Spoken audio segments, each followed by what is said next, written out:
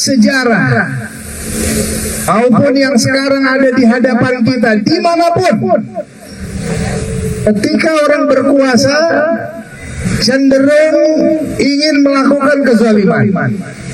Apalagi kalau orang berkuasa nggak dibentengi dengan keimanan, dia cenderung akan berbuat kezaliman. Tapi kita lihat pada pengadilan yang lalu,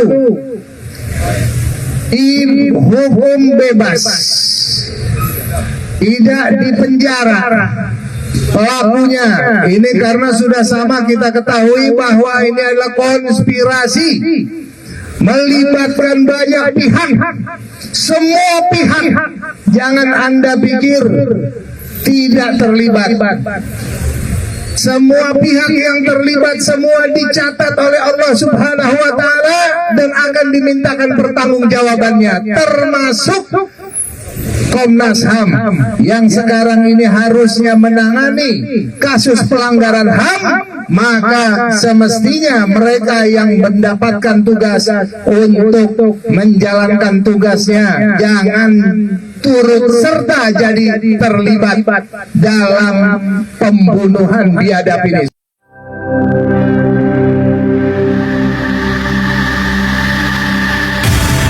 Islamic Brotherhood Television. Assalamualaikum warahmatullahi wabarakatuh. Takbir, takbir, sallu ala nabi. Saudara sekalian, 6 orang pengawal ulama yang dibunuh tanpa hak di kejadiannya di kilometer 50 adalah sebuah kejahatan yang besar. Dosanya pun dosa besar. Tapi yakinnya kezaliman itu seberapapun panjangnya ada waktunya. Pasti ada waktunya dia akan merasakan akibat kezaliman. Pasti. Fir'aun kurang jahat apanya, masih terus dikasih berkuasa, tapi pada waktunya dia akan merasakan pembalasan kezaliman tersebut. Cerita-cerita sejarah maupun yang sekarang ada di hadapan kita dimanapun, ketika orang berkuasa cenderung ingin melakukan kezaliman. Apalagi kalau orang berkuasa nggak dibentengi dengan keimanan, dia cenderung akan berbuat kezaliman. Padahal kezaliman itu adalah kegelapan baginya di dunia hingga akhirat. Nah, kita minta supaya Komnas HAM jangan menjadi pelindung bagi para penjahat. Pelaku kezaliman harus ditempatkan pada tempatnya, harus dihukum sesuai dengan kadarnya. Siapapun yang terlibat dalam pembunuhan 6 syuhada kilometer 50 wajib dihukum seberat-beratnya dan seadil-adilnya. Tapi kita lihat pada pengadilan yang lalu, hukum bebas, tidak dipenjara pelakunya. Ini karena sudah sama kita ketahui bahwa ini adalah konspirasi melibatkan banyak pihak, semua pihak. Jangan Anda pikir tidak terlibat. Semua pihak yang terlibat semua dicatat oleh Allah Subhanahu wa taala dan akan dimintakan pertanggungjawabannya, termasuk Komnas HAM yang sekarang ini harusnya menangani kasus pelanggaran HAM.